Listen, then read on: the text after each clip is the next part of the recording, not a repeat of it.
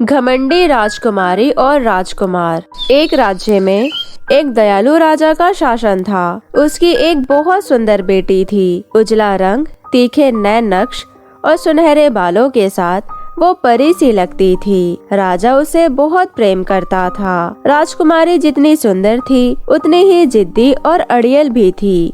बात बात पर वो किसी का निरादर कर देती या कटु शब्द कह देती थी। राजा सदा उसे नम्र और दयालु बनने की सीख दिया करता, उसे बहुत समझाता, किंतु राजकुमारी उन सीखों और समझाइशों को अनसुना कर देती थी।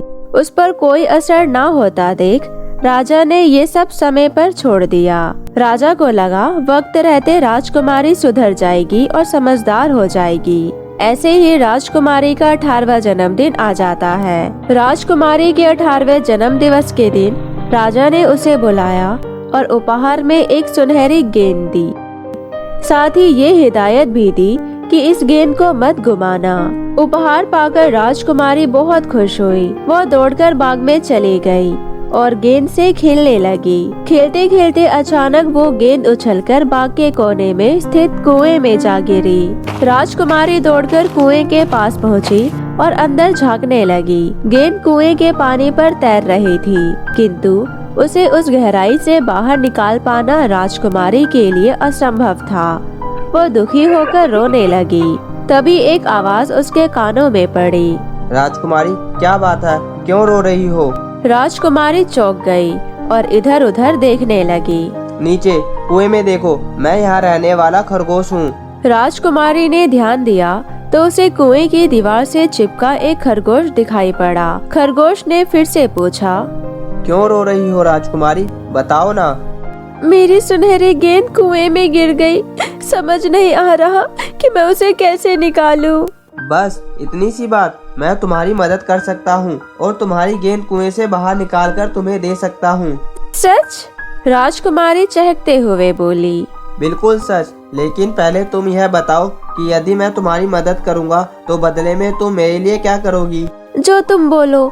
मैं तुम्हें अपना सोने का हार, मोतियों की माला और अपना हीरो का मुकुट देने के लिए तैयार हूँ। बस तुम मेरी सुनहरी गेंद कुएं से बाहर निकाल दो। मैं इस सब चीजों का क्या करूँगा? मुझे यह सब नहीं चाहिए। मैं चाहता हूँ कि तुम मुझे अपना दोस्त बना लो और मुझे अपने साथ महल ले चलो, मेरे साथ खेलो, एक ही थाली में भोजन करो और मुझे अपने साथ अपने बिस्तर पर सुलाओ। यदि तुम यह करने का वचन देने को तैयार हो तो मैं तुम्हारी गेंद अभी बाहर निकाल देता हूँ। राजकुमारी को किसी भी सूरत में अपनी सुनहरी गेंद वापस चाहिए थी, इसलिए उसने बेमन से वचन दे दिया। खरगोश ने तुरंत राजकुमारी की गेंद कुएं से बाहर फेंक दी। गेंद मिलते ही राजकुमारी भागकर महल के भीतर चली गई। इधर खरगोश उसे पुकारता रह गया। रात को राजा, रानी और राजकुमारी एक साथ भोजन करने बैठे। उन्होंने भोजन करना प्रारंभ ही किया था कि दरवाजे पर दस्तक हुई। राजा ने राजकुमारी से कहा, देखो दरवाजे पे कौन है? राजकुमारी उठकर दरवाजा तक गई और दरवाजा खोलकर बाहर देखने लगी। उसे कोई नजर नहीं आया। वो दरवाजा बंद करने को ही तो खरगोश की आवाज उसके कानों में पड़ी। राजकुमारी ने चौंककर जमीन की ओर देखा। वहाँ वही कुएं वाला खरगोश खड़ा था। वो बोला, राजकुमारी, तुम मुझे छोड़कर क्यों चली आई? भूल गई तुमने मुझे क्या वचन दिया था? राजकुमारी चिढ़कर बोली, तुम जैसे घिनौने और बदसूरत खरगोश को मैं नहीं देखना चाहती। मैं अपना वचन भूल गई हूँ। तुम भी भूल जाओ और भागो यहाँ से। गुस्से में दरवाजा बंद कर राजकुमारी अंदर चली आई। उसे विश्वास नहीं हो रहा था कि वो इतना सा खरगोश उसके पीछे पीछे महल तक चला आया है। अंदर आकर मेज पर बैठकर वो खाना खाने लगी। राजा ने पूछा, बेटी, दरवाजे पे कौन था? एक बदसूरत और घिनौना खरगोश। फिर उसने गेंद के कुएं में गिरने की घटना और खरगोश को दिए वचन के बारे में राजा को बताया। ये सब सुनकर राजा बोला, हर मनुष्य को अपना वचन निभाना चाहिए। तुम तो एक राजकुमारी हो, तुम्हारी जिम्मेदारी दूसरों से ज्यादा है। तुरंत जाओ और दरवाजा खोलो, खरगोश को अंदर लेके आओ और अपना वचन निभाओ। ना चाहते हुए भी राजकुमारी उठी और दरवाजा खोलकर खरगोश को अंदर ले आई। अंदर आकर खरगोश कूदकर खाने की मेज पर राजकुमारी की थाली के पास बैठ गया और बोला, राजकुमारी, मुझे भूख लगी है, अपनी थाली में से मुझे भी भोजन कराओ। गंदे खरगोश, मैं ऐसा बिल्कुल नहीं करूँगी। राजकुमारी के उत्तर पर राजा क्रोधित हो गए और बोले, तुमने खरगोश को वचन दिया है, इसलिए तुम्हें इसे अपनी थाली में से खाना खिलाना पड़ेगा। बेमन से राजकुमारी ने खरगोश को अपनी थाली में से भोजन कराया। खरगोश खुश हो गया। भरपेट भोजन करने के बाद खरगोश बोला, अब मुझे नींद आ रही है, मुझे अपने कमरे में ले चलो, मैं तुम्हारे नर्म बिस्तरों पे सोऊंगा।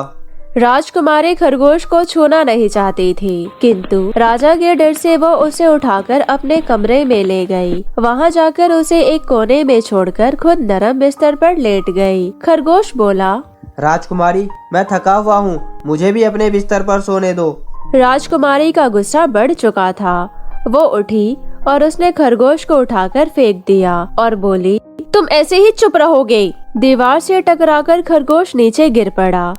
उसकी हलचल बंद हो गई। ये देखकर राजकुमारी डर गई।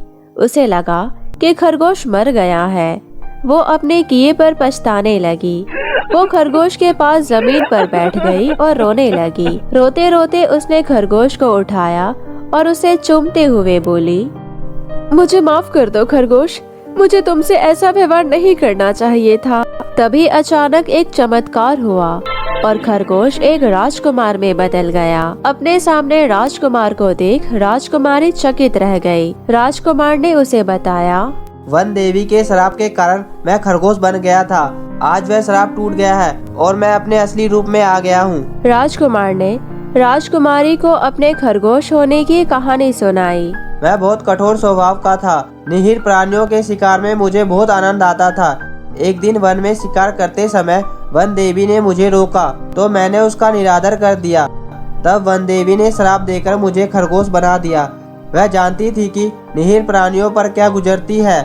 मैं वह तब समझ सकूंगा जब सांप जैसे जीवों के कारण खुद मेरी जान पर बन आएगी। मैं पछताने लगा, क्षमा मांगने लगा। तब वन देवी ने श्राप का तोड़ बताया कि जब किसी जिद्दी, अड़ियल और कठोर हृदय राजकुमारी का स्वभाव तुम्हारे वजह से बदल जाएगा और वह तुम्हें चूमेगी, तब तुम अपने असली रूप में वापस आ पाओगे। आज तुम्हारा हृदय मेरे प्रति दया से उभर उठा है। तुमने मेरे लिए आंसू बहाते हुए मुझे चूमा है तो मैं अपने असली रूप में आ गया। तुम्हारा बहुत धन्यवाद। आशा है अब से तुम दयालु और कोमल हृदय की ही रहोगी। राजकुमार की कहानी सुनकर राजकुमारी की आंखें खुल गई और उसने निश्चय किया कि वो कभी किसी का निरादर नहीं करेगी और दयालु बनेगी। राजकुमार राजकुमारी से प्रेम करने लगा था। उसने उसके सामने विवाह का प्रस्ताव रखा। राजकुमारी ने ये प्रस्ताव स्वीकार कर लिया। राजा रानी के आशीर्वाद से दोनों का विवाह हुआ और दोनों खुशी खुशी रहने लगे। तो मेरे प्यारे दोस्तों, कैसी लगी आपको मेरी ये कहानी? मुझे कमेंट करके जरूर बताएं और इसे अपने दोस्तों के साथ भी शेयर करें। और हाँ दोस्तों, अगर आपने अब तक मेरे चैनल को सब्सक्राइब नहीं किया है तो जल्दी से नीचे लाल बटन दबाकर अभी सब्सक्राइब कर ले। तो मिलती हूँ आप सभी से फिर किसी नई कहानी के साथ। तब तक के लिए आप अपना ध्यान रखें। बाय बाय दोस्तों। बहुत समय पहले की बात है। रेशमा नाम की एक लड़की बिलासपुर शहर में अपने माता पिता के साथ हंसी खुशी से रहती थी। रेशमा पढ़ने लिखने में बहुत होशियार थी और वो कक्षा में हमेशा अव्वल स्थान पर आया करती थी। रेशमा के माता पिता रेशमा को पढ़ा लिखा कर एक टीचर बनाना चाहते थे, इसलिए उन्होंने अपनी सभी जमा पूंजी रेशमा की पढ़ाई में लगा दी थी। एक दिन रेशमा अपने माता पिता के साथ एक पार्टी के फंक्शन में गई थी। पार्टी बहुत मजेदार थी। रेशमा पार्टी को बहुत एंजॉय कर रही थी। पार्टी खत्म होने के बाद रेशमा अपने माता पिता के साथ घर वापस जा रही होती है कि तभी रेशमा की कार का एक्सीडेंट हो जाता है। एक्सीडेंट बहुत भयानक था। तभी वहीं रेशमा की मां की मौके पर ही मृत्यु हो जाती है। रेशमा के पिता को कुछ चोट आती है। रेशमा के पिता जैसे तैसे खुद को संभालते हैं और रेशमा को हॉस्पिटल लेकर जाते हैं। रेशमा को हल्की फुल्की चोटें आई थी। डॉक्टर उसकी पट्टियां कर देता है। रेशमा को जब होश आता है तो वो अपनी माँ के बारे में पूछने लगती है। पिताजी, माँ कहाँ है? मुझे माँ से मिलना है। आप कुछ बोलते क्यों नहीं? माँ, आप कहाँ हैं? देखो ना, मुझे कितनी सारी चोटें लगी है। मुझे बहुत दर्द हो रहा है माँ, जल्दी से मेरे पास आ जाओ। डॉक्टर रेशमा को समझाने की कोशिश करते हैं, परंतु वो उनकी एक नहीं सुनती।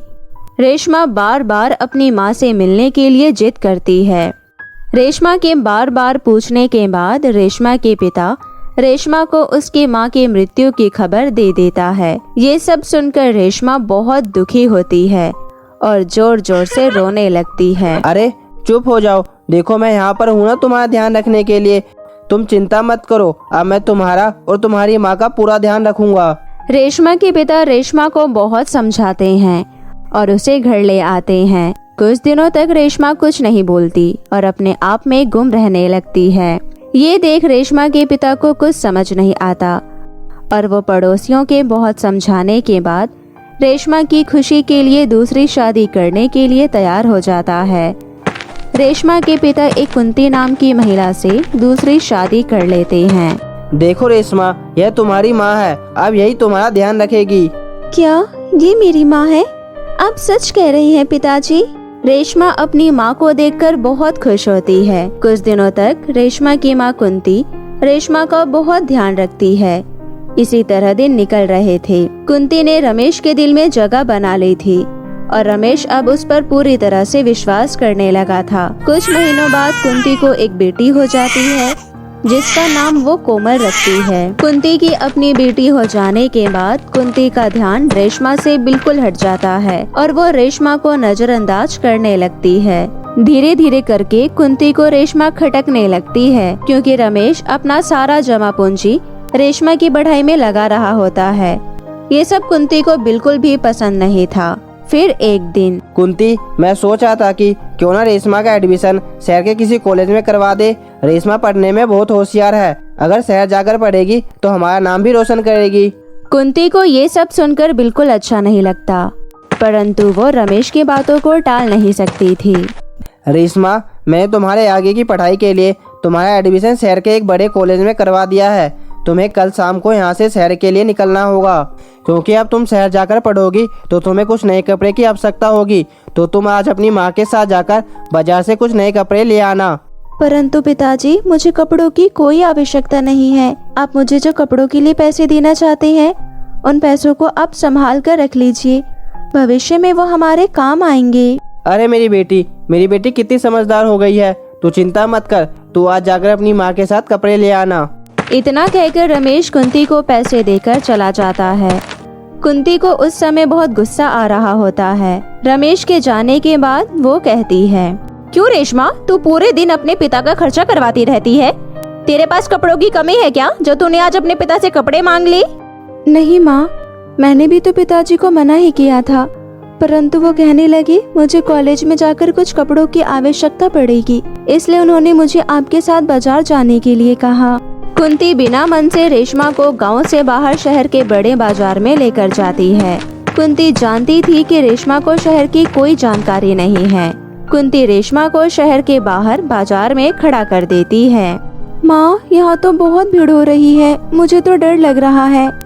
डरने की कोई बात नहीं है, यहाँ शहर में हर जगह इतनी ही भीड़ होती है और अब तुम्हें आदत डाल लेनी चाहिए। तुम अपने लिए कुछ कपड़े खरीद लो, मैं यहाँ बाहर खड़े होकर तुम्हारा इंतजार करती हूँ। ठीक है माँ, आप यहीं रुकिए। रेशमा कपड़े देखने के लिए बाजार के अंदर जाती है। तभी मौका देखकर कुंती वहाँ से चली जाती है। अब मैं भी देखती हूँ ये रेशमा की बच्ची घर वापस कैसे आती है। कुंती वहाँ से अपने घर वापस चली जाती है। यहाँ रेशमा जब कपड़े खरीद के बाहर निकलती है तो उसे अपनी माँ कहीं नहीं दिखाई देती। फिर वो बहुत जोर जोर से रोने लगती है। शहर की भीड़ भाड़ वाली जगह की रेशमा को बिल्कुल आदत नहीं थी और अब उसे कुछ समझ नहीं आता कि वो क्या करे। चलते चलते रेशमा एक सड़क के पास पहुंच जाती है। रेशमा इतनी उदास होती है कि उसे पास से आ रही गाड़ी दिखाई नहीं देती और तभी उसका एक्सीडेंट होने ही वाला होता है कि तभी वहाँ पर दो परियां उसे आकर बचा लेती है। दोनों परियां बिल्कुल एक जैसी थी।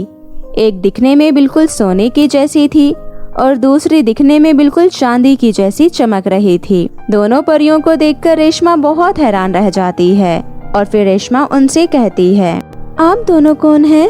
अरे डरो मत रेशमा, हम दोनों परी लोग से यहाँ पर आए हैं। तुम्हें इस तरह बाजारों में खोया हुआ देख और अभी तो तुम्हारा एक्सीडेंट ही होने वाला था। परंतु समय रहते हमने तुम्हारी जान बचा ली। पर तुम इतनी परेशान क्यों हो? परी जी, मेरी सौतेली माँ है जो मुझे यहाँ शहर में अकेला छोड़कर पता नहीं कहाँ चली गई है। मुझे पता है कि वो मुझे बिल्कुल पसंद नहीं करती, इसलिए वो मेरे साथ ऐसा व्यवहार करती है। अच्छा, परंतु उन्हें तुम्हारे साथ ऐसा व्यवहार नहीं करना चाहिए। रेशमा अपनी सभी दुख भरी कहानियाँ दोनों परियों को सुनाती है। ये सुन दोनों परी बहुत निराश होती है और रेशमा की मदद करने की सोचती है। परी अपनी जादू की छड़ी से रेशमा को उसके घर पर छोड़ देती है। रेशमा जब अपनी माँ के सामने आती है तो वो रेशमा को देखकर हैरान रह जाती है। अरे, तुझे तो मैं बाजार में छोड़कर आई थी। कल मुही, तू मेरा पीछा कभी नहीं छोड़ेगी क्या? माँ, ऐसा मत कहिए। भला मैंने आपका क्या बिगाड़ा है? मैं तो आपके कामों में आपकी सहायता भी करती हूँ।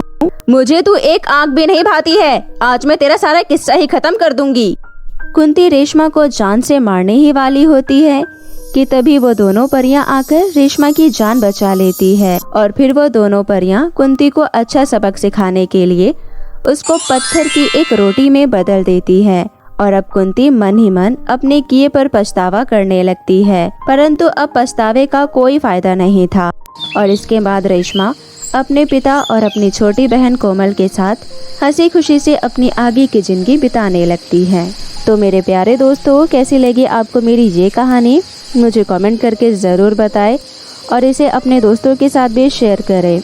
और हाँ दोस्तों, अगर आपने अब तक मेरे चैनल को सब्सक्राइब नहीं किया है तो जल्दी से नीचे लाल बटन दबाकर अभी कर ले।